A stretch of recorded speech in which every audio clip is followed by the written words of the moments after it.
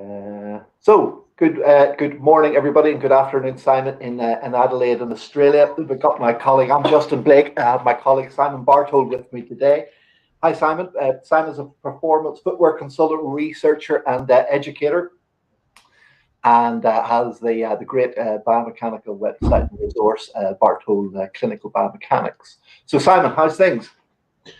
Good morning, everybody. Hi, Justin. Yeah, things are great down here in Oz. We're pretty much operating on normal down here. So I do feel your pain for everybody in UK and Ireland that things are still not so good, but they will improve. They will. Everybody go out and make sure you get your vaccination, and soon, if you do that, then it means we can all have a beer together sooner rather than later, which should suit me just fine. Sooner rather than later. Yeah, so we just touched on your air miles have crashed over the last year. Then, but you have been constantly in and out of airports. Yeah, I think 2012 was my record year where I spent 9 months away from home, and a fair bit of that time was actually circling the globe in aircraft. And I can tell you, it is. For anybody who thinks that sounds glamorous, it's highly, highly overrated. And I sometimes think if I never had to set foot inside an aircraft again, I'd be pretty happy. I'm waiting for a teleporter, Justin. That's what I'm hanging out for, so I can just press the button and be where I need to go. Yeah, teleportation's the next big thing. So I think a lot of things have sort of changed over the last sort of year then with COVID stuff. So you were just saying there's quite a lot more focus on the Bartold clinical side.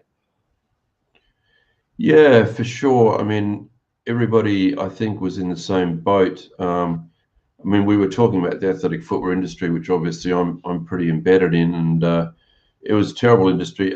As I said, I think the only industry you could be in that would be any worse would be to be a publican. But it was very hard because when China shut down, of course, there was no manufacturing, and when they opened up again, all of retail had shut down. So it had a huge impact on the whole industry, and even the big companies. I mean, I'm talking even the big boys like Adidas and Nike. They were on very high double-digit negative growth. So we're talking, dropping a quarter of their income in a quarter, in a financial quarter. So it had a huge effect on a lot of different things. But what it didn't have an impact on, or it had the reverse, is people chasing CPD and really trying to get up to speed with what they were doing. So for us at Bartold Clinical, it was an interesting time, because we saw this very big demand for people really wanting to improve their online educational status and get up to date with their CPD. So yeah, it was quite interesting, actually. Yeah, there was a huge amount here and in the UK of online sort of CPD evenings, and Sean Savage on from Belfast, and Sean was was very busy with a lot of speakers, and that sort of continued on.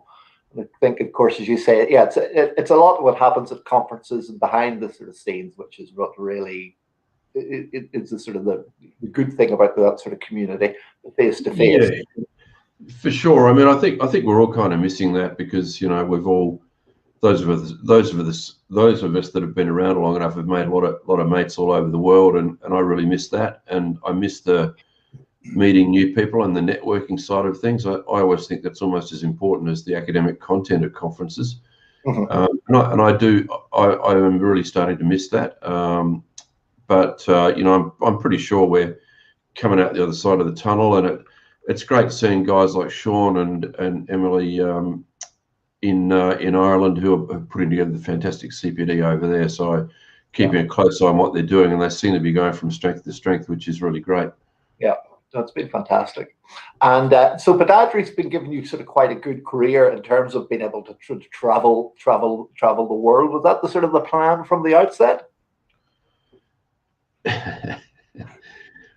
Had you told me when I graduated all those years ago that podiatry would take me to 42 countries, 4 Olympic Games, 2 World Track and Field Championships, I would have said you're mad, but that's exactly what it's done.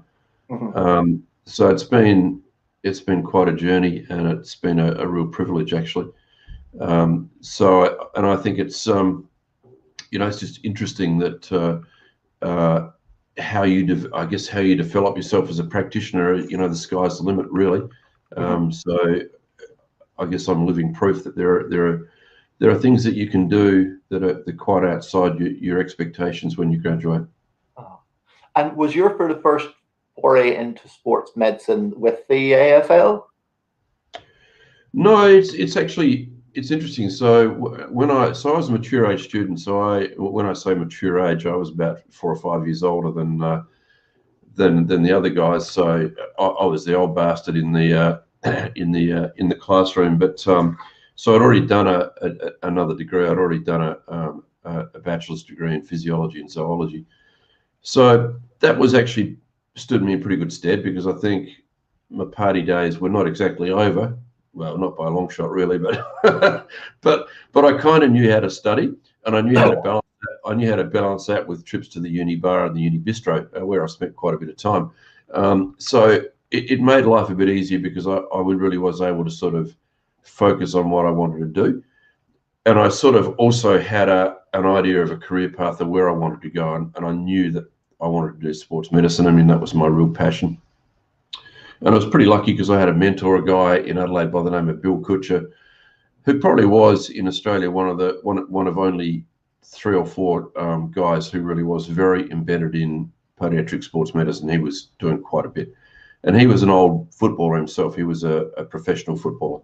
So he actually employed me when I graduated, and I worked for him for about 18 months. And then I had an opportunity to go and join a multidisciplinary sports medicine clinic called Adelaide Sports Sciences Clinic. And that's really where it sort of all came together, because I was now in this situation. And I think it was unique. I think I was the only podiatrist in the country who was doing or had done anything like that. But there I was, working with physios and orthopedic surgeons and dietitians and sports psychologists, and we were very very much focused on us being a proper group that worked together. So apart from maybe the orthopedic surgeons in the early days, they weren't that friendly towards me, but eventually they came around. But everybody else, we did work as a team, and I was given a lot of opportunity in terms of working with AFL teams, and I worked a lot with cricket, and it all kind of went from there, basically, Justin. So I think I was probably in the right time at the right place, and a lot of dominoes fell in my direction, basically. Yeah, I think when you have that sort of team with those different sort of people sort of feeding into it, it definitely does sort of expand the way you sort of think about things, because I think the training can be so much sort of foot focused and a lot less medicine. And that was one of your recent sort of posts, was a little bit like a little bit that we need to put a little bit more medicine into sports medicine. Yeah, we do. And I think podiatrists need to figure out how they get that. I mean, I worked for many years with the elite basketball team in Adelaide, so the Adelaide 36ers, who are the Adelaide team in the NBL. And at one point in time, so I was touring with them all over the country, so I went to every game. And at one point in time, I was the only medical person attached to the team touring. They had no doctor and they had no physio. And so I was actually dealing with things like, I remember very well one game, a guy called Daryl Pearce, who was one of our great players, broke his jaw on the field. It was a bit unusual for a podiatrist to be treating a broken jaw or treating a concussion, but I had to learn aspects of medicine that you would never be exposed to as a podiatrist. And that didn't make me a doctor, didn't make me a sports physician. I was still a podiatrist, but by hell, it really rounded out my education in terms of sports medicine. I had to learn about drugs in sport and all those sorts of things in elite sport.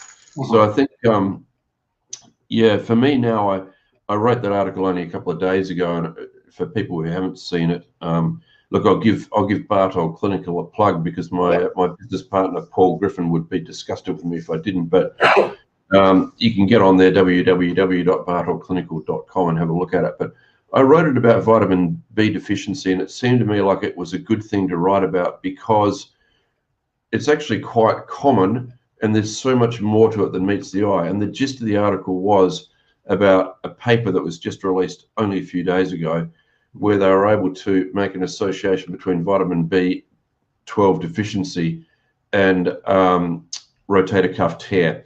So they were looking at this definite relationship between the deficiency in vitamin B12 and tendinopathy, or if if there's a connection with connective tissue disorders. So I wrote that article because I reckon what happens with us is we get in our comfort zone. We might be seeing 20 or 30 cases of plantar heel pain per day.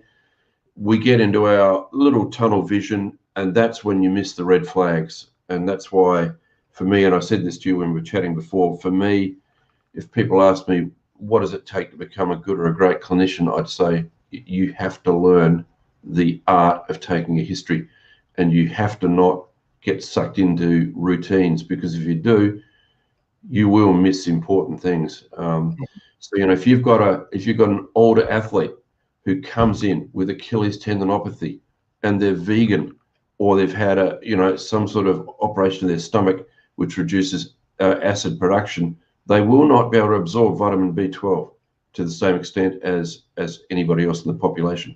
So you have to ask those questions, and then if you think there's a connection, you have to send them off for a blood test. Otherwise, you won't treat them properly, and you'll basically be chasing your tail for a long, long time and doing them a disservice. They won't get better, basically, is the outcome. So I do, as you can tell, I'm getting all passionate about this because I'm very passionate about this topic, and I think it's so important for podiatrists. We have to be better than everybody else, and I think it's super important that we learn this art and skill of history taking, interpretation of that history, investigation, and then making the diagnosis, the proper diagnosis. Mm-hmm. Yeah, but of course that also comes just with more exposure to different patients and with different problems, and of course then it takes time to sort of build up that sort of mental sort of picture that you. Well, it does, but I think the trap we fall into, mate, is, let's take plantar heel pain. So if you've got a practice and you've just been out and bought yourself a nice new shiny extracorporeal shockwave therapy unit, and I think they're great and I think they're effective. Yeah. Or if you've built your whole practice around orthotic therapy, and every single person you see with plantar heel pain, you automatically think, I'm going to give them shockwave therapy, or I'm going to put them in orthotic. My point is, there's going to come a time where some of those patients are going to fall through the cracks for sure, because you haven't actually, you've fallen into the trap of just becoming routine in your history taking, your investigation, your examination, and your diagnostic processes. Mm-hmm. So that's, I think, terribly important that people think about that. I mean, I don't want to be too preachy, but I do think it's quite important, because everybody's fallen into that trap, me included, where we just think, I know what it is, it's too easy, we'll treat it this way, and that's when you get in trouble. It's walking and quacking like a duck. It's a duck.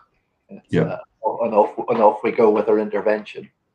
And do you think a lot of times sort of clinical practice then is being pushed on, and then the research is then just lagging behind, or is it vice versa, or a bit of both?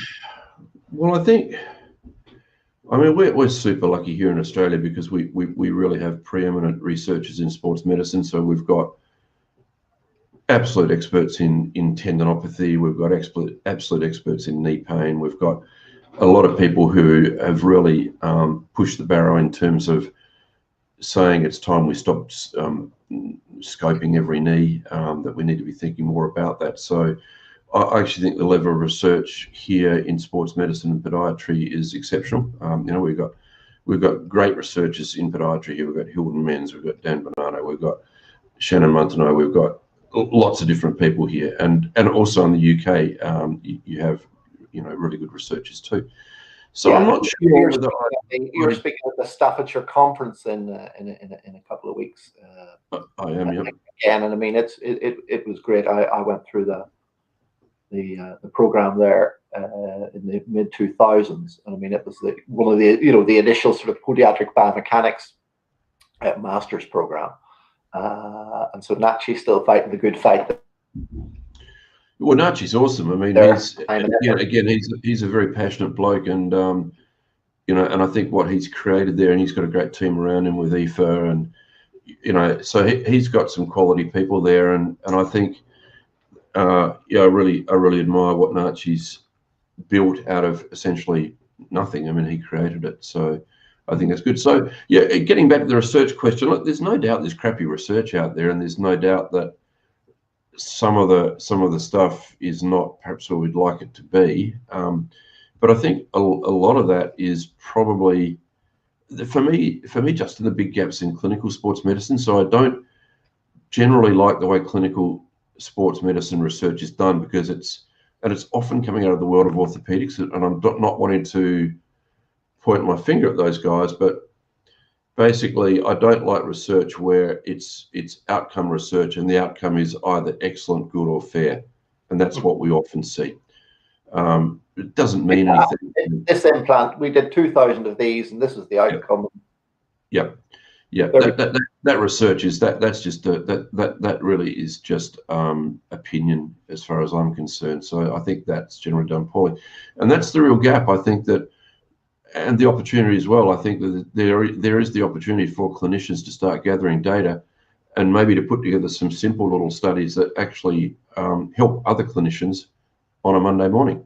You know, that they could actually be giving us some decent real world data, because sometimes research, it's difficult, isn't it? I mean, are we all interested in the lactate levels in a chicken leg after exercise? Well, perhaps not.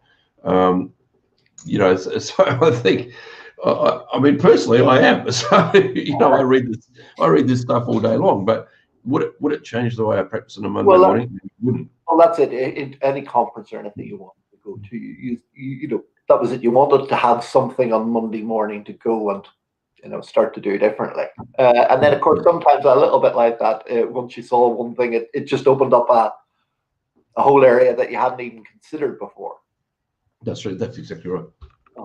And so then with because biomechanics research and footwear has obviously been a huge part of your what you've worked on, and I mean, that's brought you to sort of Europe, and I used to look jealously at your pictures when you were living in Annecy. It's a beautiful part of the world in France there. I've spent we went over for sort of Tour de France through there, and it's a fantastic part of the world. But sports footwear in particular, I mean, with as you say, with the bigger companies, is there not so much sort of pressure on them to sort of releasing? I mean, it used to seem to be that every other. Do they work on a quarterly or for new sort of products? And generally, they work on a bi-yearly calendar. So they generally have what they call SS, which is spring summer, and then they have AW, which is autumn winter. So basically, it's back to school is what they're looking at. So normally two catalogs per year. But a lot of that is often just a color update. So it's just new colorway, might have a few tweaks to the upper, but not new models. New models generally will come out. It takes about 18 months to go from concept to slat wall. So generally, new models you generally factor in about 2 years for a new model. So it's probably a lot more complex than most people realize to take it from an idea to the creation of a product. It's quite time consuming and involves a lot. But most companies would work on that sort of time frame. When we built a hockey shoe for Osaka, we took it from concept to production in a bit over 12 months, and that with what we thought was pretty good product. So, and that's extraordinarily fast. Mm-hmm. So, and that was because it was interesting exercise. That's because they're a small company and they're quite nimble. But when you're working with large companies like Salomon or Asics, there are a lot of moving parts within the company, and especially a French company like Salomon. There are a hell of a lot of cooks and a hell of a lot of chefs in the kitchen, I can tell you. So, well, a lot of good lunches. Oh, the lunches are awesome. Yeah, I mean, one stage, and the lunches were great. And I mean, those guys. I mean, that's where most of the. I tell you, I just it was unbelievable when I first got there. You know, from Australia, and you know, you get to work about 8:30 in the morning, and then there's about a solid 45 minutes of kissing and conversation, a lot of kissing, men and women. And then, you know, a lot of coffee drinking. And then finally, you know, you settle down by about 9:30. And then about 11 o'clock, the corks would come out, the cheese will come out, the charcuterie plate will be there. Everybody's tucking into whatever's going on there. Then you'll do another hour or so, and then you'll have lunch. And I'm not saying the French don't work hard, because they do, but it's just their life-work balance. I mean, they've got it nailed, man. It's just they're really into it. It's very funny. Yeah, they have it organized, and to have it organized well. But no, but it did seem at the time, maybe things have changed now, maybe sort of 10, 15 years ago, or when I was in London in the mid-2000s, and we had a couple of good running shops then, and one Run and Become, and they were sort of trailblazers of turn up, and the guys would, you know, run you up and down the alleyway, and that was where everybody spent their sort of pedadra sent people to. And but they sort of seem to be just churning. A lot of the companies seem to be just churning out. There was a different flex line here, or a different amount of air pillow cushioning underneath the forefoot, and it was all just seemed like bullshit at times. I think the industry is rife with that, unfortunately. I mean, the industry would like you to believe that there's a pyramid, and right at the top of the pyramid is biomechanics, but right at the top of the pyramid is marketing, and biomechanics is like a little excrescence somewhere down here. Yeah. So I think that yeah, most companies they are quite often overruled by marketing. So I mean, I've had experiences where we've had concepts that we've taken to advanced prototype, and then we've researched them and we know they work, but we've had them pulled because they didn't fit in with a marketing plan. Yeah. So that's just a fact of life in the industry, and you know, it's something you have to live with, basically. And it's not, I wouldn't point the finger at any one company, because I know that all companies do that. Yeah. But we're seeing, we're definitely in a nice little innovation period now, Justin. You know, I think it's been very interesting for me since the 4% Nike Vaporfly 4% came out, and we've now got this incredible technological arms race, as it's been called. I mean, it's very interesting for a shoe guy like me to see that going on. Mm-hmm. Yeah, and especially then to actually be able to sort of see that. I mean, it's, well, of course, it's with the sole. We'll lay it on people if they're not too sure what what Nike have done. I mean, it's a carbon flexing sole, which is increased stiffness, but is actually able to. I mean, it's increased oxygen sort of capacity, hasn't it? Yeah. We'll talk about the 4%, because the 4% was the first shoe. It was the revolutionary shoe, and it basically appeared in 2017 in the USA for the US Olympic marathon trials. Mm-hmm. No, sorry, that's not correct. It appeared in 2016 for the Rio trials. So, and then it was subsequently worn in Rio. But basically, what it is it's a fairly revolutionary shoe with three main things. So it has different geometry. Most notably, it has a very high rocker. Mm-hmm. It has a carbon fiber plate, and it has a unusually high stack height of an unusually compliant high rebound foam. So all of those three things combined, and what the net result of that is about a 4% increase in efficiency measured by oxygen uptake, which equates to about a 2% performance improvement. In other words, for those people that can utilize it, and not everybody can exploit these shoes, some people can't, but for those people that can, they're going to run about 2% faster. And when you're talking about an elite in a marathon, that is an astronomical advantage. It's a huge advantage. Yeah. And I mean, the research that's going into I mean, it's the sole sort of construction, and we're at the stage now where we're able to actually put different materials in the same sole. Yeah, well, there's all sorts of stuff going on. I mean, I got a new shoe today. Have a look at this. So this is not a super shoe. So this is not a carbon fiber plated shoe, but this is a shoe made by Nike. It's called the Infinity, and it's brand new, or Infinity Run KT is its correct name. But have a look at the setup of the rear foot on this. Where are we? There. Yeah. Look at that. Okay. So look at the difference in the lever arm. So that's where your heel's sitting, and this foam is unbelievably compliant. I mean, it's as squishy as. It's very, very, very soft. Mm-hmm. So they're saying like this is an everyday running shoe for runners who it's not an expert running shoe by any means, but they're talking now for the very first time. They're talking about footwear being actually able to reduce the incidence of running related injury. Mm-hmm. I mean, that's like literally like the holy grail. Nobody's ever had the nerve to actually make that claim before, but those sorts of claims are being made. So we've got on one hand a claim that shoes will reduce injury, and on the other hand we've got a claim that shoes will make you run faster. So we're in kind of a brave new world here in terms of athletic footwear. It's a very, very unusual time to be involved in the industry. And the future, because I think I've probably misquoted you a couple of times and before, is well, of course, the shoes are, as you say, the athlete has to be able to use the shoe. Yep.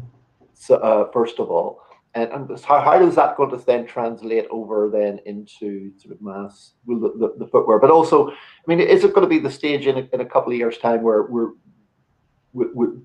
shoes are going to be more person specific, then sort of designed in store and printed, and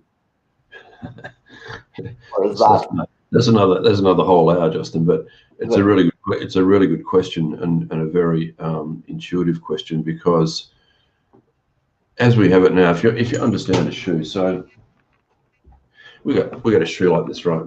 Yeah. So basically, if this were a super shoe, if this were a carbon plated shoe, essentially you're going to have a point where you're going to hit the ground, right? That's variable for all runners.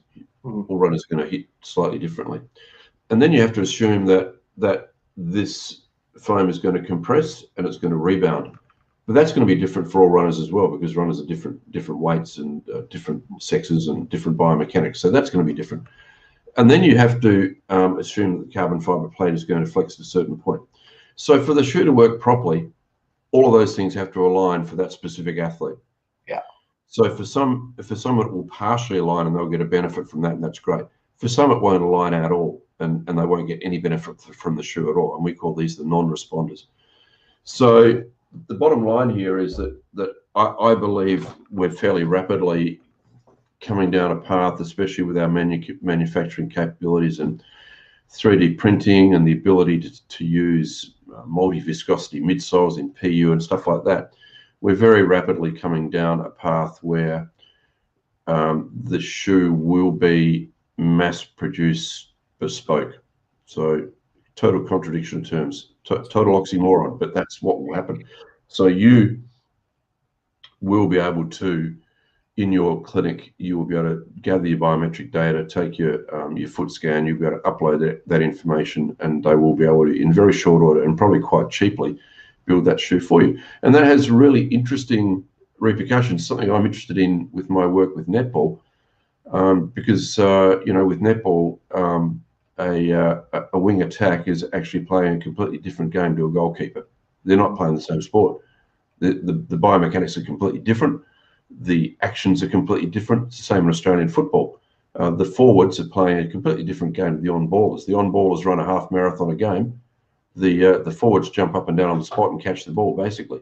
But the footwear is the same. Yeah. It's exactly the same. So we're now in a world where, for netball, for example, we will quite easily be able to build footwear that's not only for the athlete, but it's also for the position they play within a sport.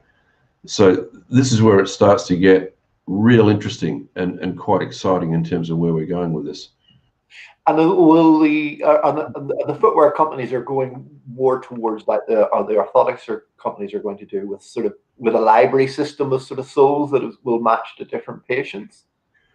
I think what they'll do is that not so much soles. I think they'll have a library of lasts. So at the moment, take a company like ASICS, who I'm very familiar with, obviously, with all of their marquee running products. So what they call the big five, so the Kano, the Nimbus, those sorts of shoes.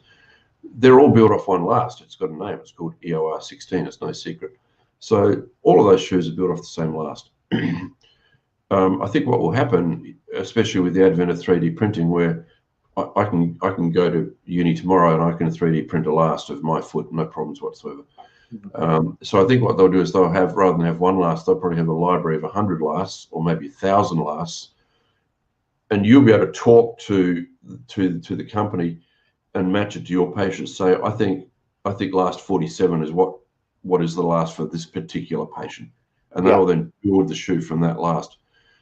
And it even, I mean, it even calls into question, Justin, whoever said that shoes should be a mirror image. You know, why should your left shoe be the same as your right shoe? Because not many people have mirror image feet. So we have the opportunity now to really start to look at things like comfort and fit. I have spoken to orthotic labs before, and they do tell you that sometimes they will make an orthotic nearly match the other one, because sometimes, you know, people get it out of the box and it's different. Get a bit confused. Well, some of the best results I've had with orthotic therapy, mate, are people who had their orthotic switched over, so they're wearing the left one and the right shoe. They say these things. Yeah, well, it works for the patient, but that's back to, I mean, I can't remember what the shoes were, but just back to what we talked about in terms of the marketing and patients and different things. We had the triathletes are always the good ones. They're always like really crunching the numbers and I mean, when you actually sort of sat in front of this guy and explained that compression, I can't remember what the shoes were. We're going to give the kinetic return ones. Yeah, you're talking about you're 17 stone and you're there's no, you know, is there kinetic return? It's bullshit. Well, this is one of the great arguments about, you know, zero drop and minimalism and the discussion about drop at all. I mean, of course, the drop for somebody who weighs 13 stone is not the same as the drop for somebody who weighs 8 stone. It's completely different. And what's more, the drop for somebody who's a size 13 is not the same as the drop for somebody who's a size 8, because it doesn't scale. So, you know, that's where the whole argument nearly drove me mad, because people are just thinking, oh yeah, what's the drop on that? You know, I've got to have it at X millimeters, and thinking, well, it's insane. I mean, even with manufacturing, there's a 4 to 6% error. So the fact is, you may get a brand new pair of shoes, and the left shoe maybe have a different drop to the right shoe out of the box, brand new. So yeah, and that was the thing. Well, they think, I mean, was that where the advent of, when you said, I mean, the holy grail now is, you know, increased performance and decreased injury, and I mean, that was the whole sort of, was that the whole premise of the barefoot running? Was how come they're spending all this billions on research and technology on footwear, and the injury rates are still high?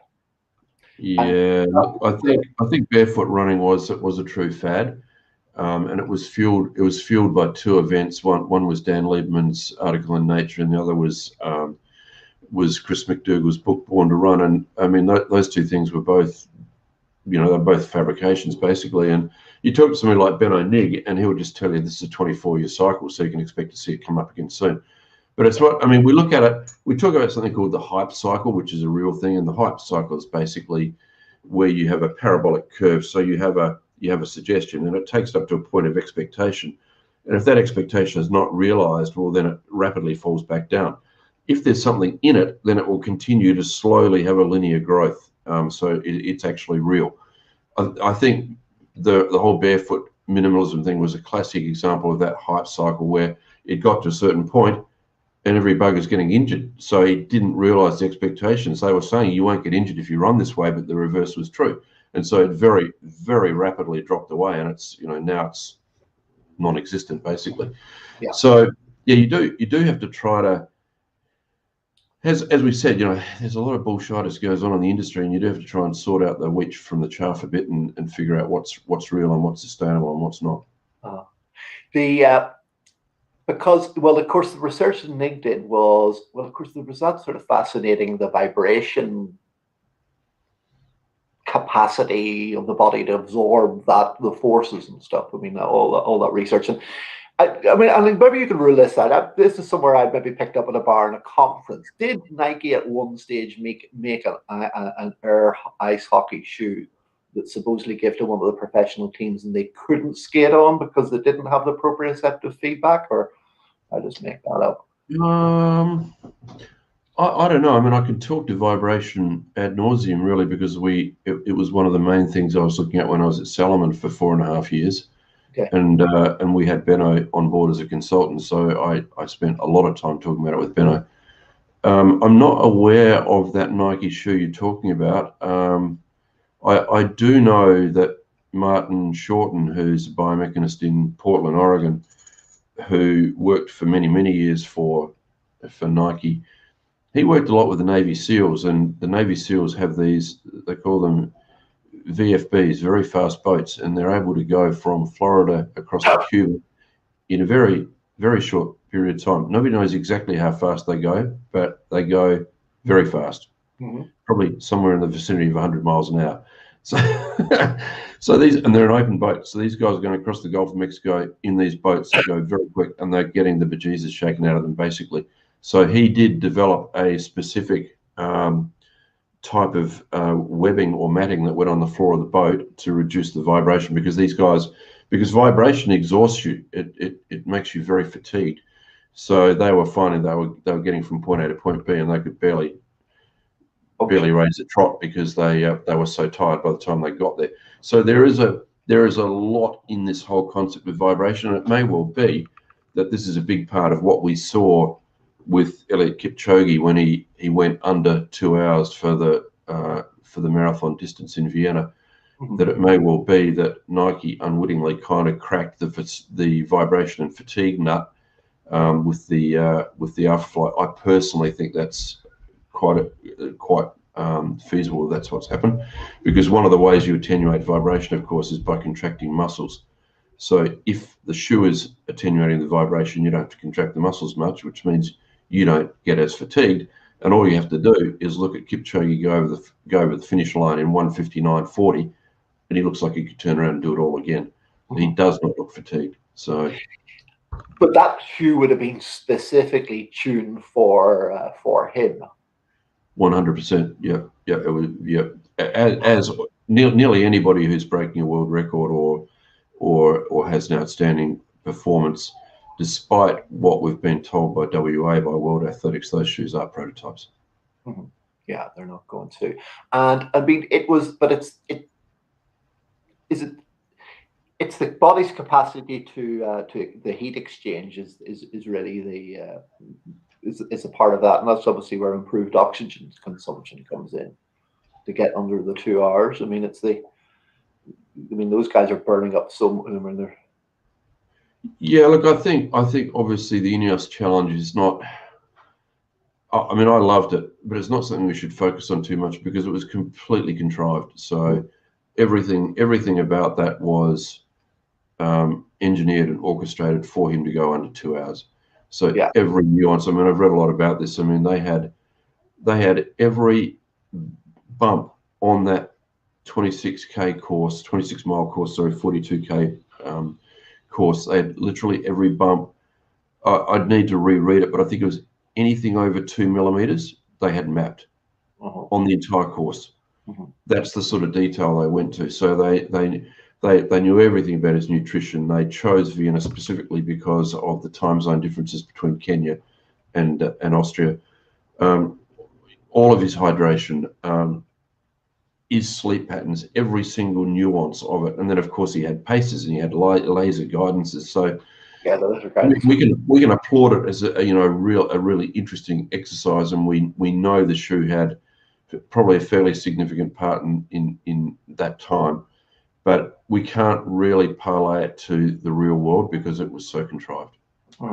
Yeah, but I suppose like any of this, it's that research then which has to sort of trickle down into the seconds bin in the local sports shop in a few years' time. I mean, is that going to be the as you say, the biggest concern we've got? I have a sneaking suspicion that one of the reasons that we've seen no real dent in running-related injury rates over the last 40 years is maybe because of the way it's handled at retail. So I have a sneaking suspicion that I mean, we're still dealing. I mean, I'm dealing with this in Australia. I know this is the case in some retail in the UK, and it certainly would be in Ireland as well. But we're still dealing with people who are putting people on a treadmill. They're taking a little bit of video of them from behind only, and they're saying, "Oh, geez, you're a terrible pronator. We've got to put you in this shoe. Blah blah blah blah blah. It's got to be motion control. The shoe's going to weigh 350 grams. It's as rigid as a damn brick. It's got horrible proprioceptive feedback. Yada yada yada." And that's very bad advice. So basically, somebody's gone into this, and this is happening in podiatry as well. I mean, I was in the USA only a few years ago, and one running shoe store employed this guy to go around the local district to the podiatrists, and that particular running shoe store sold 240 pairs of Brooks Beast per month. It's all they sold, basically. Yeah. So, it's... Yeah, you want a motion control shoe, stick them in a Brooks. Yeah. We're locked into this situation where people still are buying into this controlled pronation paradigm, and in running in particular, it just doesn't work. Sorry about the noise in the background. The kids are about to jump into the bath, so it's probably going to get noisy. But yeah, so that's one of the problems we have. And I suspect what's happening here is that people are going in, they're seeing their pod or they're seeing their retail partner, and they're being flogged a shoe that in the back of their mind they're thinking, geez, I'm not sure that felt that comfortable, and I'm not sure I really like the way it felt, but this guy's told me that it's what I've got to have, and I'm going to spend 160 pounds, so I guess that's what I'll buy. And they go out and that shoe doesn't suit them and they get injured. So I suspect that that's a part of it, I reckon. Well, also it was sort of belt and braces. If you were having your orthotic in it, you needed a good stable base for it to be on. So you'd stuck it into that. So you had the double whammy of the shoe plus then the orthotic as well. Yeah. And well, that was it, because I never thought that shoes changed mechanics. And is it kinematics now? Is it? I mean, and so is that why? Well, that was why then. I mean, rehabilitation or sort of. I mean, is it all down to sort of strength? I mean, well, I think the general consensus is that shoes probably don't make massive kinematic changes, but they certainly affect kinetics to a larger degree, and that's pretty easy to demonstrate. We can easily put an accelerometer on somebody and we can show changes. It's not so much about. I think what we've been focused on, the problem, Justin, we've been focused on these two great paradigms.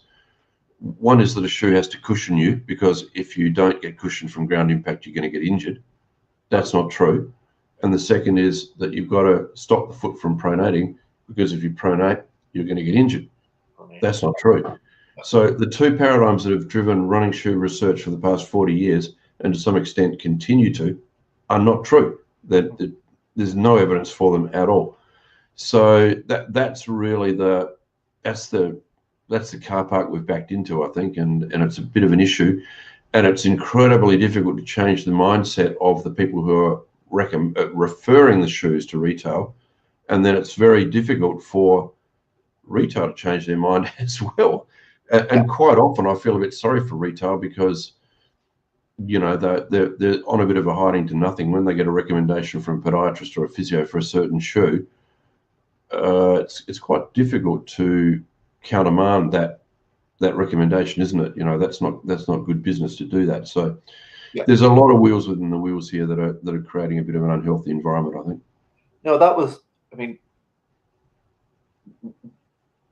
working as part of a larger team with physical therapists and sports medicine doctors, which I did in London, it was all more, that opened more to sort of the rehabilitation and things, and core and all those sort of trans-ab stuff that was sort of fun around the core stability and hip and doctor stuff, and strengthening. I mean, we're doing that in the mid 2000s or the late 90s, and so the shoe was only a part of the whole sort of program, where I think a lot of podiatrists sort of seem to be just like, here's the orthotic, here's the shoe, you're good to go, and not looking sort of anywhere sort of externally. And back to sort of injuries, and we talked before about that envelope performance. So you get two athletes, sprinting down the finish straight. One's mechanically completely a complete basket case, and one's mechanically perfect. You get that guy, the one with the crap biomechanics beats that one. How does that work? So it's that envelope. Yeah. Yeah, I personally find that whole concept really interesting, and I think it is the concept of the envelope of function. So this is the whole question of pronation, and the notion that we could possibly define overpronation, because what's overpronation for you is not for me, because my envelope to be able to deal with overpronation may well be much greater than yours. So, and that's why you do see this dichotomy between people who should be getting injured because of their crap biomechanics and the ones who shouldn't because they've got so-called perfect biomechanics, although we know that doesn't exist. And that is because there are so many variables within the human organism. I mean, there are so many things that would contribute to this, and footwear is just it's just a part of the equation. And it's interesting, it gets back to your question about, well, where are we going? Is it all about rehab, etc.? And I don't know what it's like in Ireland and the UK now, but there's a big push here now in Australia for really big focus on just rehab. Exercise is key. And look, I totally believe in that, but I also don't believe that it's the only answer. It's a bit like gait retraining. Is gait retraining the answer to all evils? Of course it's not. It's like saying minimalist shoes are the answer to all evil. It doesn't work that way. We aren't built that way. Humans aren't built that way. So I think that for the clinicians who might be listening here, I think it's really important that we don't sort of get too frothy at the mouth and immediately engage in the new trends that come along. Just try to analyze them properly. Just try to figure out exactly where it might fit into your management of a patient, and see what else you need to do to help that patient. But I would caution against wholesale embracing of new trends as they come along. Well, as you say, like as with footwear, these things come in. These things sort of come in cycles, don't they? But yeah, there is a certain, especially physiotherapy, to life's better when you're stronger. And manual hands-on therapy, that's only massaging egos, apparently. That argument's got quite ugly, hasn't it, in physiotherapy, especially. I mean, I read a lot of the stuff that's coming out of the UK, and it's actually got quite nasty, really. Like certain people are sort of, we know a lot of Meekins is sort of, people should be struck off if they are just providing tickling services.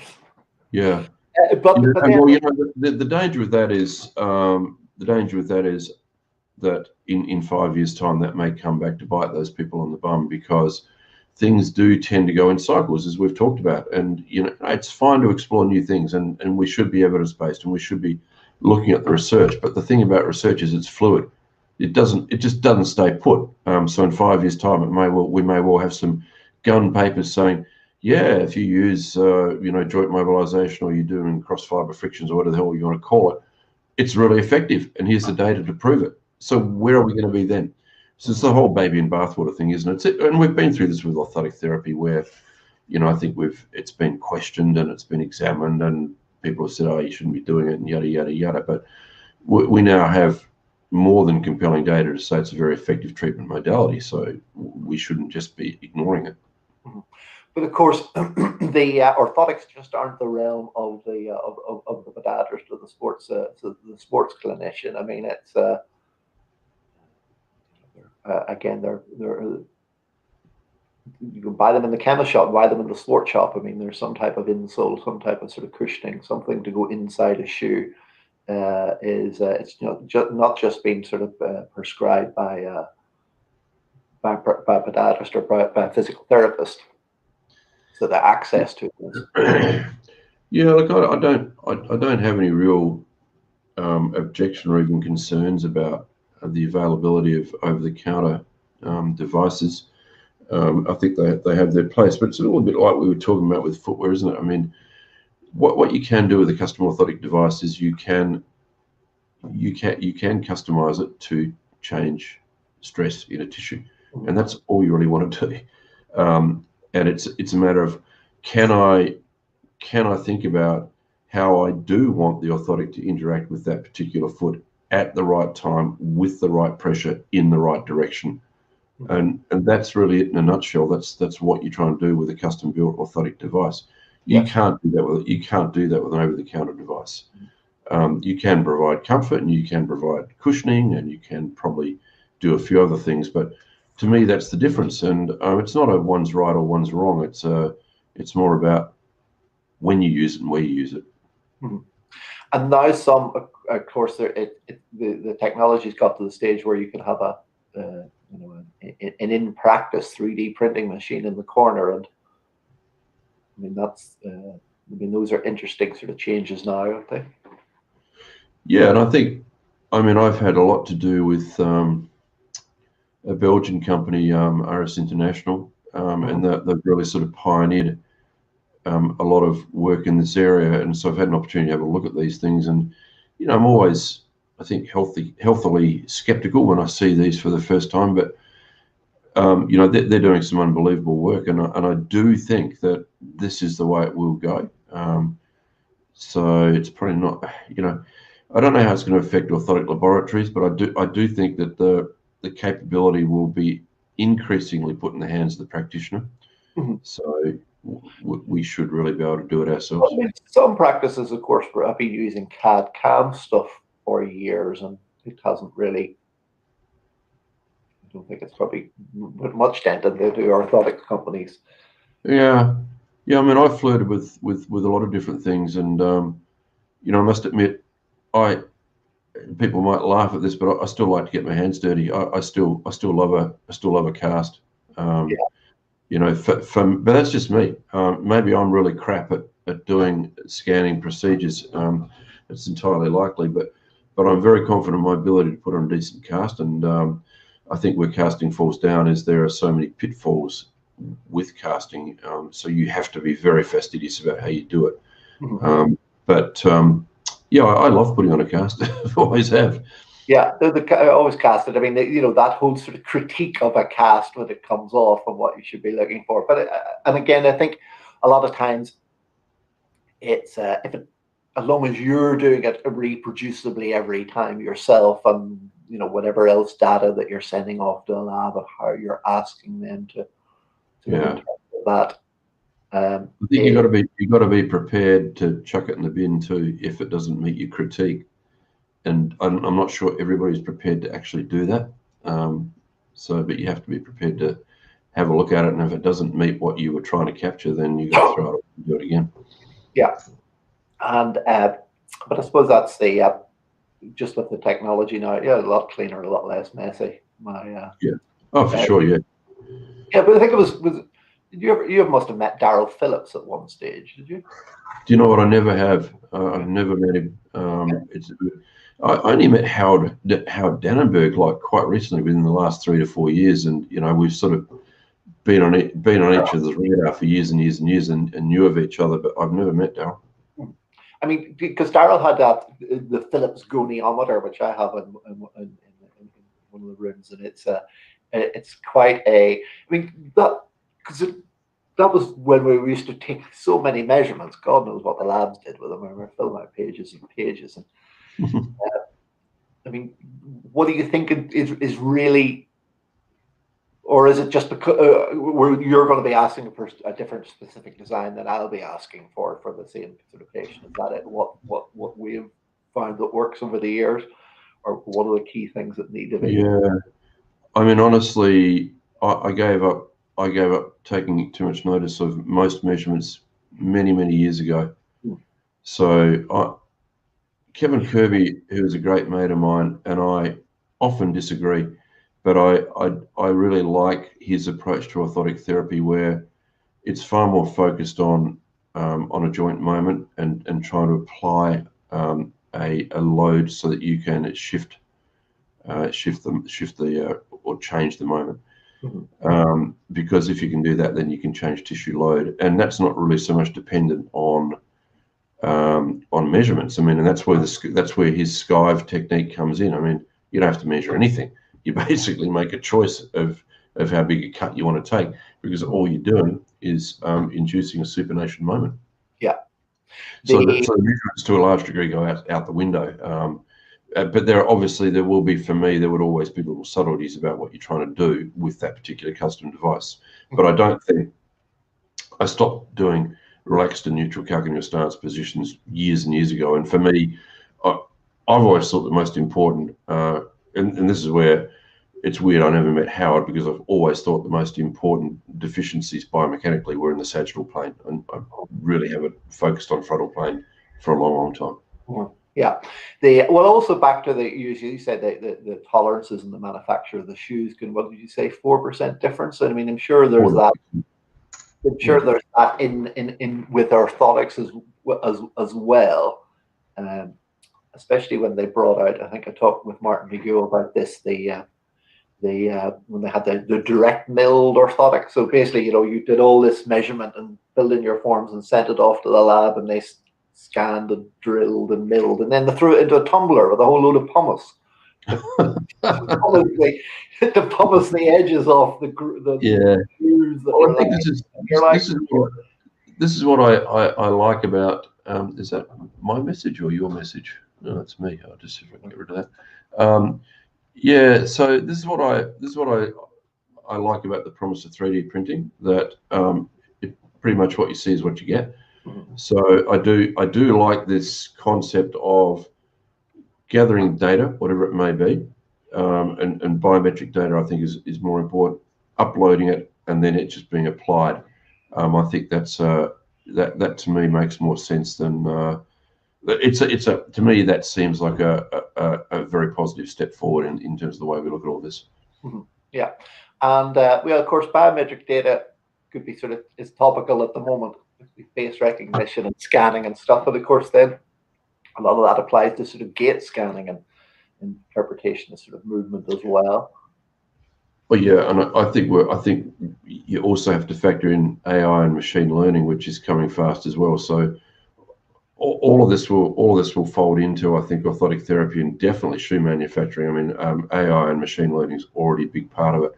So we will learn case on case where we need to go with all of this, which is exciting and terrifying at the same time. I mean, it kind of is Rise of the Robots to a certain degree, which I'm not too sure about, but it's going to happen whether we like it or not.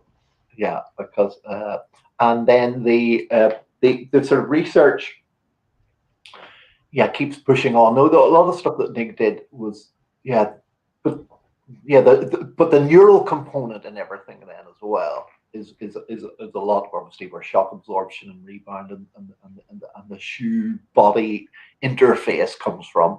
And of course the surfaces can be used in shoes, and well, there's the court surface as well, but then there's the internal surface as well, and that's proprioceptive. I mean, because our body came from that. We were talking earlier about projects that got buried because they didn't kind of fit in with other people. So years ago with ASICs, just hang on one sec, please. All right. The Rugrats. Okay, you guys have to be quiet. I'm in the middle of something here. They can't be doing that. Yeah, 2-year-old. On the law there a bit, or it's going to go horribly pear-shaped. But anyway, so what happened here is we actually built, this was with ASICs, and it was a fantastic project. It actually had a proper name. It was called the Gel Decibel, and it was a system where we built a shoe that had a series of dimples that pierced the midsole depending on weight and line of progression.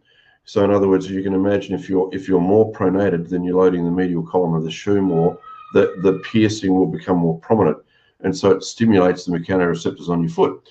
Well, we did a lot of research on this at Melbourne Uni, and we got it to an advanced prototype stage. In fact, it was pre-production stage, and we knew it worked. So we knew that what it did was it would actually tell you that you were off the line of progression, wherever you wanted to be. And it would put you back on the right path. But interestingly, it had a refractory period. In other words, if you took the shoe away, that person continued to walk in that particular way, irrespective of whether they were wearing the shoe. So they learned from the shoe. So I presented this stuff in Tübingen in 2012 or something like that, a little while ago. And I think this has got enormous potential. And I noticed that Nike have just very recently, in the last month or so, they've produced a patent that looks almost identical to what we did. Interestingly enough, they were in Tübingen. Nike were at this particular meeting. So it may well be they've sat on the idea because ASICS buried it. It never saw the light of day, which was one of the, it was a real disappointment actually. I thought that project had such potential, and I understand why they did. They thought there might have been some sort of downside in terms of injury, and I can understand that. But the bottom line is it worked. One of the very early orthotics was built on was with a little sort of nail that sort of stuck up onto the medial arch, and we're quite aggressive with that. The ultimate pronation control. Get your shoe, turn it over, and hammer a nail through the first MPJ part of the shoe. They'll never pronate again. Well, there has been. I mean, when I spoke with Bob Kidd, and he was saying back in Scotland when they were doing research with one of the shoe companies for distance running back in the 80s, the data that didn't suit, of course, the shoe company just took it all away. Yeah. I've heard of other colleagues. I don't know whether you've had this, where the sponsored shoe for the team is causing injuries. And of course, there was that whole range of all the Premiership football players getting broken fifth metatarsals with it. And I mean, I've heard of physio and sports med teams being exited and replaced. Yeah. Well, Trevor Pry's got a lovely story about a rugby player he saw, and the bloke had, I think he'd fractured his fifth met twice, and he came in and Trevor did a bit of pressure testing with him and a PETA. Then he got his footy boot and he shaved off one of the lateral studs, sprigs, gave it back to the player and said, that'll be £100, thanks, on your way. And the bloke said, what do you mean? Trevor said, that was your problem. We just removed it because you've got a massive pressure spike right in the middle of the shaft, the fifth MT, and it's just having a cleaving effect on that MT, and it's taken it out, and it did solve his problem. But I mean, it's the whole proprioception thing is so interesting. A guy called Gordon Waddington did some fascinating research years ago, looking at inversion events. So all they did was build this very simple little insole. And it looked like the material that you find on the top of a table tennis bat, those little tiny dimples. Yeah. And they were able to show in a really elegant little study that just by putting that insole in the shoe, and they had a trapdoor which simulated an inversion event, they were able to show that putting that insole returned the proprioception to a barefoot level. So in other words, shoes made it a lot worse. You just whack that insole in and your proprioception was as good as if you were barefoot. So I don't think this area has been scratched really. I think there's a lot that we could be talking about in this area. I mean, maybe you should be putting table tennis bat material on top of your orthotic. Who knows? Yeah, well, but that was always the thing about with shoes. I mean, it was sort of with neurally, because obviously it's the input that you're getting, the CNS. With shoes, it hit the ground and the message is there, we've hit the ground, and then all of a sudden, we're sinking down. Now we've got to start decelerating, and now we've got to start, it's this. Yeah. And it's definitely all neural. Heidi Havoc in New Zealand with the chiropractic research about neural. What's the name? Heidi Havoc. I've been trying to get her on for a while. No, not a little bit. So I'm going to butcher the research. Put a goniometer on your elbow. This is 90 degrees. This is 180. Get people to sort of to tell you where they are in the goniometer. Adjust cervical spine, and then sort of see different sort of brain patterns, and they're better able to tell you where they are in the goniometer. I mean, it's more sort of neural, the whole sort of neural sort of feedback, especially with injury as well, and that sort of inhibition of muscle sort of function and things. And that very much folds into some of Benno and Anna Minderman's work on orthotic therapy, where they're saying, look, it's not about changing the angle of the dangle, it's about actually changing the signal to your brain, which will interpret that and change muscle activation patterns. And that's always made a lot of sense to me in terms of the way an orthotic could work.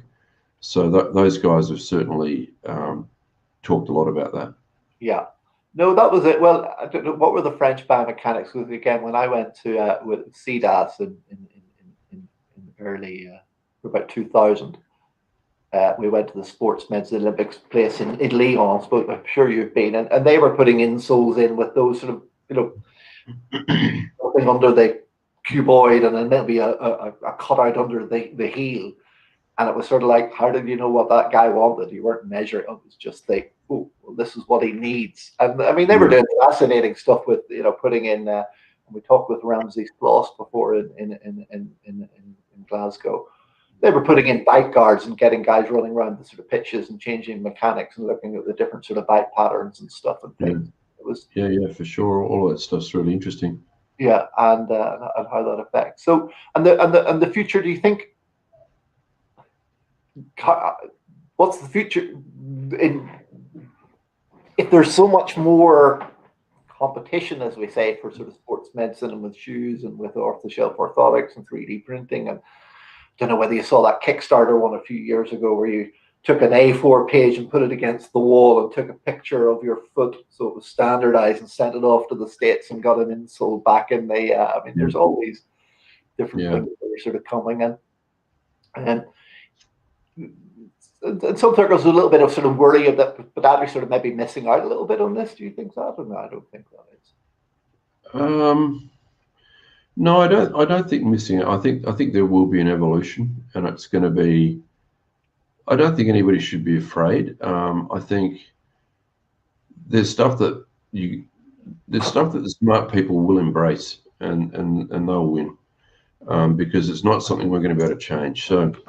In sports shoes, I'm very convinced that we're only a very fairly short period away from where the shoe will become the orthotic, because you will be able to embed a 3D printed matrix that will be able to achieve what we can achieve now with orthotic device, that will be able to be embedded in a multiple viscosity PU midsole, so the shoe will become the orthotic.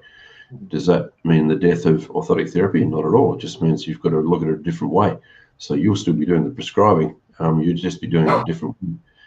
And there'll obviously be other areas where traditional orthotic therapy will be very important. And people, I'm sure people now are thinking, well, hell, what happens if you get the 3D matrix wrong and you've embedded it in the shoe and it all goes pear-shaped? And that's a very valid question, I think. But the systems are going to be so good that I think there'll be the checks and balances will be much better. So I think we're all in a world where we're being forced to accept new technology. I mean, hell, I've had to learn how to use Instagram. I nearly died, but I've managed to figure it out. But I think that people who are interested in evolving, as we all should be, are going to have to think about what's coming, because what's coming will challenge us professionally. There's no doubt about that. Yeah, and because what's the normal? I mean, of course, the cost of production of a standard shoe is a couple of $2 to $3, is it, depending which country it's made in? Depends on your definition of production. So we talk about the FOB, the free on board. So usually, give or take, around $20. Okay. For a shoe, so $20 Australian for a shoe that would retail for $280 to $300. That's typical. Yeah, and but of course that'll be. I'm sure that cost will be different then with a bespoke sort of shoe that would be designed like that.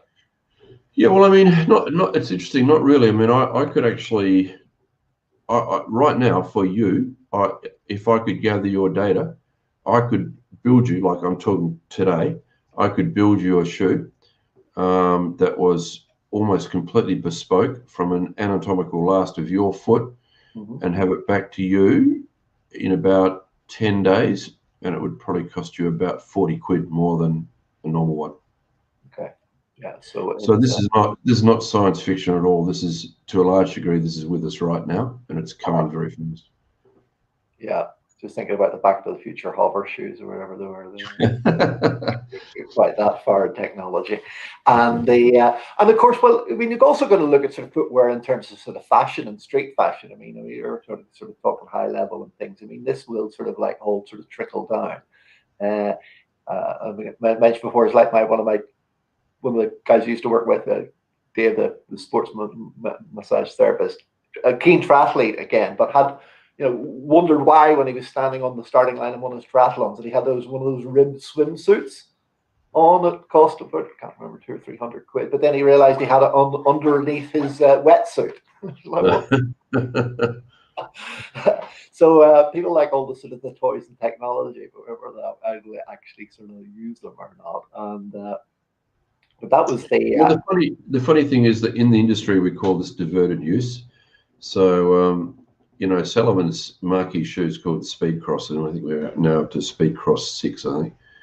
And more than 50% of all Speed Crosses that are sold are not used for trail running. And in the UK, the vast majority of them are used to wear to the pub. Mm-hmm. True story. Mm-hmm. So, a lot of highly technical product does actually end up being worn as a fashion product.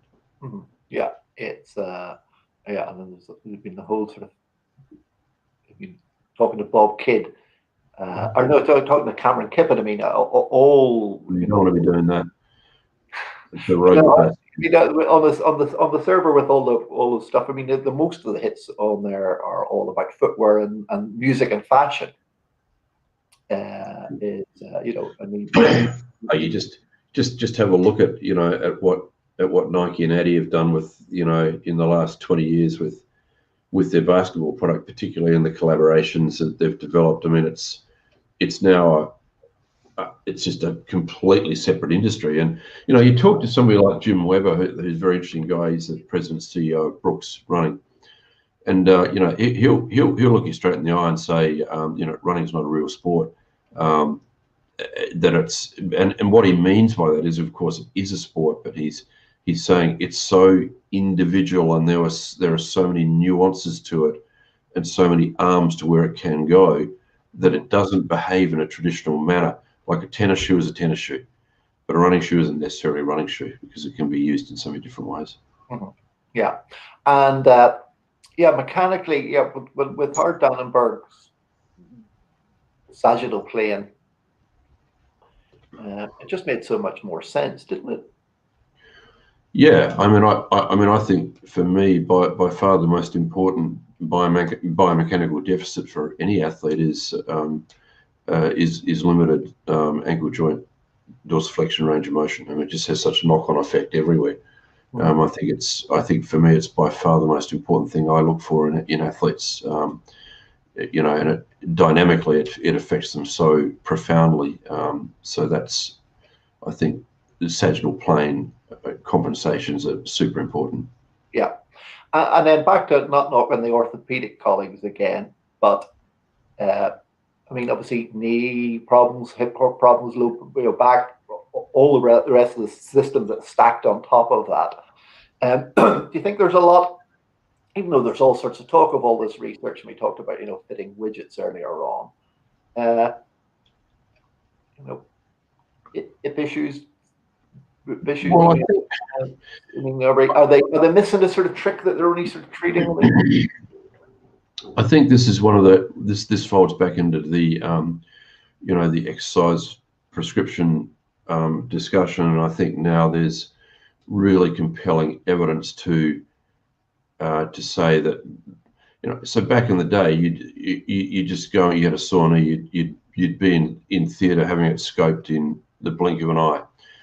I think now that sort of behaviour has really been reined in, and people are saying, listen, there's really compelling evidence for things like medial compartment, knee OA, certainly for patellofemoral pain, for the really big benefit of prescribed exercise for those sorts of conditions. Mm-hmm. And so I think there has been a general introspection from orthopedic surgeons as to what they should or should not be doing. Mm-hmm. Two of my oldest and best mates are orthopedic surgeons, so we have these discussions all the time. And And it's quite interesting talking to them that they are actually a bit shocked at how much surgery is going on, and they think they feel that it's a bit more than should be happening. But I think this is, again, you don't point the finger at a profession, because if we were to say, they're doing too much surgery, they would, with great justification, be able to come back and say, you guys are prescribing too many orthoses, which we are. So, we have to be careful, and it's not about vilifying a profession. It's about saying, well, there are some new concepts, and I think the orthopedic surgeons do deserve credit, because they are actually doing less surgery, and they're saying, yeah, it probably is worthwhile going down the exercise path first, and if that fails, well, then surgery is always an option, and that's just, that's the same with lots and lots of different conditions. Yeah, there are. I mean, your orthopods, yeah, they want to do everything but surgery now. Before, of course, then there's insurance companies and large private medical and scanners to pay for and things, and yeah, exactly. Yeah. Again, a whole conversation for another time. But yeah, it just seems that whether that sort of whole holistic type of with all the research and all the information that we have, that, as you say, ankle joint, I always find that with the it's going to change the whole sort of function on a very innocuous injury at a quite an early stage in your teens can have a whole sort of knock-on effect of things right the way through until your needs replaced in when you're I had mine done last year. Yeah. Look, I just think the ankle is the ankle joint, particularly its range into dorsiflexion, is just so important, because without argument, the knock-on effect all the way up to the thoracic spine is quite profound. So, there's top up and bottom down compensation. So, and we could argue that subtalar joint pronation there is as well, but I think we're far less able to prove that. Whereas it's measurable. It's very easy to measure. When you look at ankle joint dorsiflexion, it has a change at the level of the knee, the hip, and certainly the spine. So that's why I think that we should not be trivializing that sort of biomechanical deficit. It's very important to identify and manage. Yeah. And you think, I think, is practice driving the research, or is it the footwear companies and material companies that are driving the research then? Oh, gee, that's a very interesting question. Well, it's just, I mean, because we were talking with Doug Ritchie a few weeks ago in his excellent biomechanics book, and I didn't even realize there's so much more dorsiflexion in the mid-tarsal joint as well. That he's concerned about there's a more of a push in the States for just surgery, and I didn't realize that it was so. I mean, I was sort of thought that the States were trailblazers in terms of mechanics, that everyone wants to go to surgery. And again, not knocking. I mean, surgeries like hypocure becoming a crossity. There's a very interesting thread on Podiatry Arena at the moment that Kevin Kirby. No, it's not a Podiatry Arena. It's on Facebook, and it was one of Kevin Kirby's posts, and basically it shocked me, because one of the things we've tried to do with Bartold Clinical is we've tried to get American podiatrists interested in this. We've had great traction in the UK. We've had great traction in Europe and here in Australia, New Zealand, blah blah blah. But we haven't been able to get massive traction in the USA. And reading this thread, it was very interesting that Kevin's just saying, I've written all these chapters for books. I've done my intricate precision newsletters. I've lectured all over the world. And I'm basically done trying to convince American podiatrists that they should be focusing on biomechanics, because they are simply not interested. They just want to cut.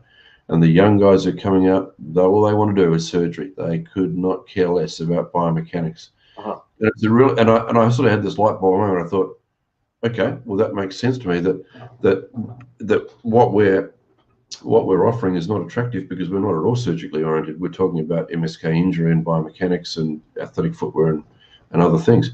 Yeah. All these guys want to know about is how to perform the next type of surgery. So I think it is an issue in the USA, and I think guys like Doug and Kevin Kirby, Bruce Williams, some of these guys, they're really voices alone in the wilderness, and they really are struggling to make any headway. The schools are not interested. Well, that's it. I mean, but I know Doug would sort of say that. I mean, somebody shouldn't be even allowed to operate on unless they understand the whole Yeah, sort of pathologies behind things. yeah.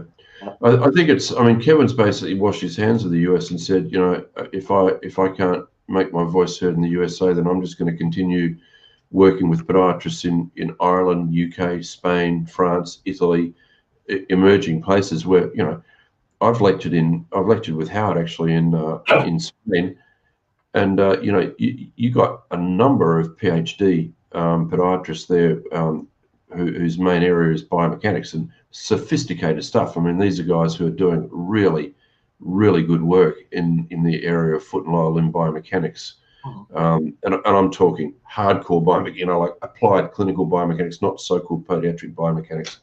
They're really doing some key stuff. So these are sophisticated markets now, and the USA is just getting left behind. USA podiatry is going to be foot and ankle surgery. That's what it's going to be.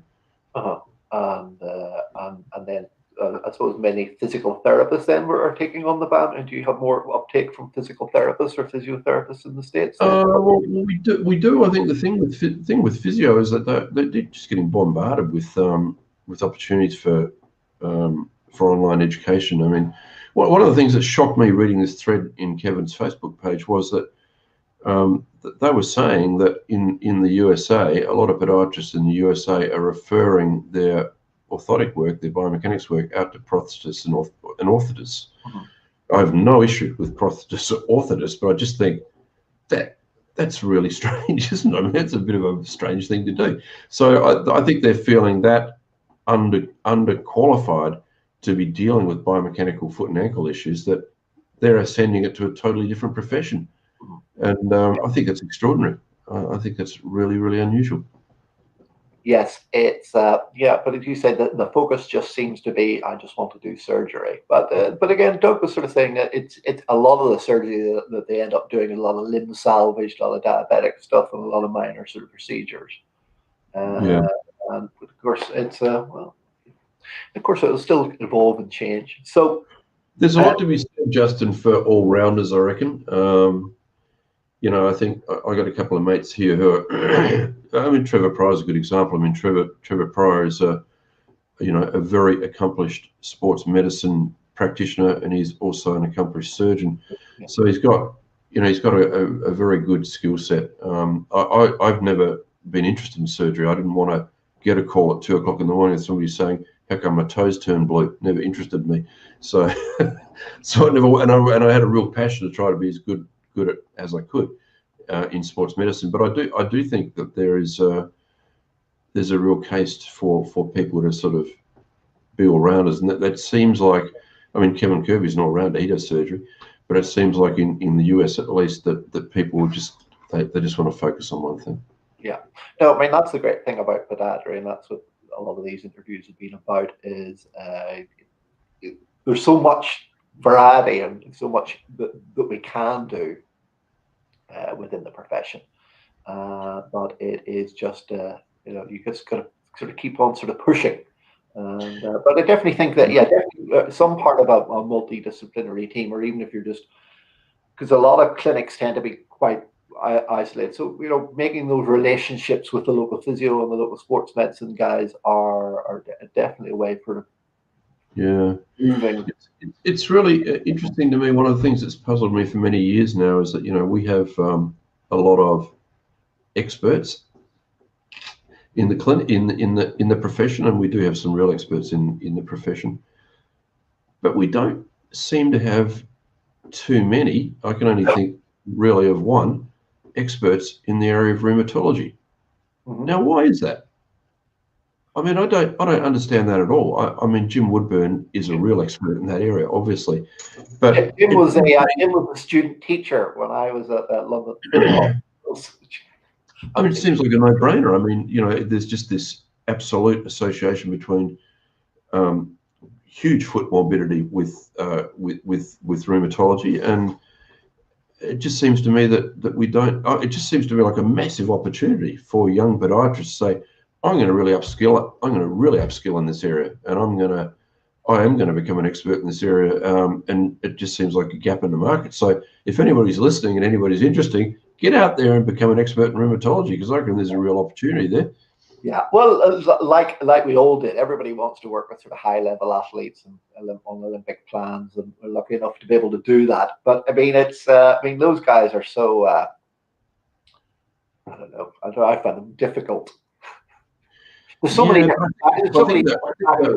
Those guys, I mean, you're dealing with coaches, and you're dealing with everything, and you're dealing with sponsors. And yeah, I think the thing that would appeal to me if I was studying again about rheumatology is that it's very medically oriented. So, you know, I do like that thought that you really would have to get immersed in understanding the medical aspects of the condition and the prescribing aspects of the condition and all that goes with it. And I do think it's quite similar in a lot of ways to sports medicine, in that there is a team in rheumatology, as there is in diabetic care. And I do like that concept. So yeah, I reckon there's something there. That'll be the way to go. Maybe that'll be the next one, the next venture.